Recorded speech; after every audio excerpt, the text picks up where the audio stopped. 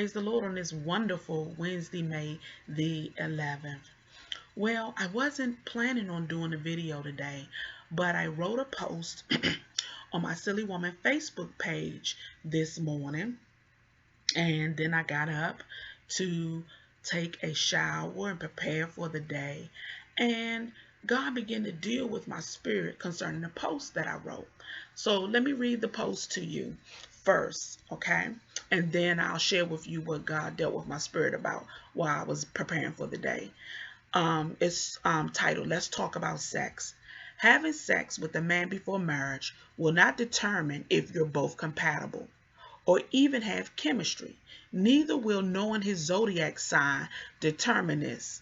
Saints, leave that witchcraft alone. Compatibility is determined by finding out each other's likes and dislikes to see if you both have something in common. Chemistry is determined through an emotional connection based on your personalities. God created sex for procreation and as a bonding agent for married couples to become one.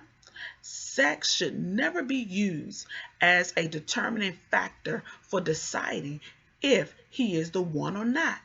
Get to know the man first and leave the sex for your wedding night. So as I began to get dressed for my day after writing a Facebook post, God began to deal with my spirit. And what he spoke to my spirit was this. When a man wants to know your sexual status on a first date, or when he says to you that in order to know if you two will be compatible or not, I have to sleep with you. What this man is telling you is that his relationships with women is based on how they perform sexually in bed. God went on to say that when a woman sleeps with a man like this, you must understand and realize that he is comparing you with somebody he slept with in his past, whether it be the prostitute that blew his mind, or the thought that wore him out, or the porn star that he masturbates to in his private time. He is comparing you to somebody. And when you don't meet up to that expectation or bring him to the heights of arousal that this prostitute or thought or porn fantasy does, then you know what? He's going to dump you. And what that leaves you is feeling rejected and thrown away and used up. But what you must understand, whether you make the choice to walk away and not sleep with him and feel disappointed or rejected, or if you slept with him and feel rejected and thrown away, you need to look at this as a blessing and not a curse, because you would never have been able to meet the expectations of a prostitute, a thought, or a porn fantasy, because you were not created to be that. You were not created to operate sexually like that. God created you to be a wife and or mother.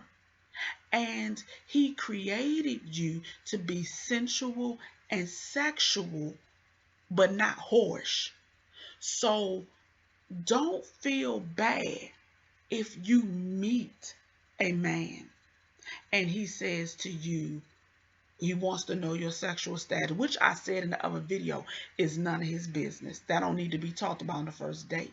But don't feel bad if he don't want to be with you when he finds out, I'm not into that. Let's not talk about that where I can't be. Let him go on about his business, because your relationship in his mind will only be based on how you performed in bed anyway.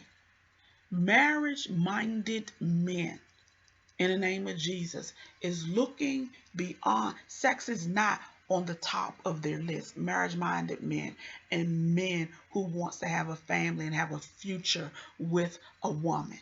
Sex is not on their priority. Don't get me wrong. It's not that he don't find you attractive, or he's not looking at your physique or your face or anything like that. It's just that he's gained some wisdom and some understanding that I need more than a big button. This is why God tells us in his word not to have sex before marriage, because God has created something special when two virgins come together on their honeymoon night to become one. They have nothing and no one else to compare their sexual experience to. And that makes it all the better. So remember, ladies, having sex with a man does not determine whether or not you're compatible. What determines if you're compatible with a man is by spending time with him, getting to know him, having those deep, open, and honest conversations with one another. That's how you find out if you're compatible or not. Don't settle because you so desperately want to be married. Okay? God has somebody for you. Don't believe the hype that there is a shortage of men. Oh my goodness. God knows how many men there are on the earth, and he knows where your husband is at. And all you have to say to God in your prayers, God, when you know I'm ready, send him. In the meantime, Father, heal me, restore me, clean me up, fix me up, purge me, do what you have to do so that I'll be ready in your eyes to receive him. And just trust him and wait on him. All right, ladies, I love you with the love of the Lord. And as always, until next time, obey God. Bye.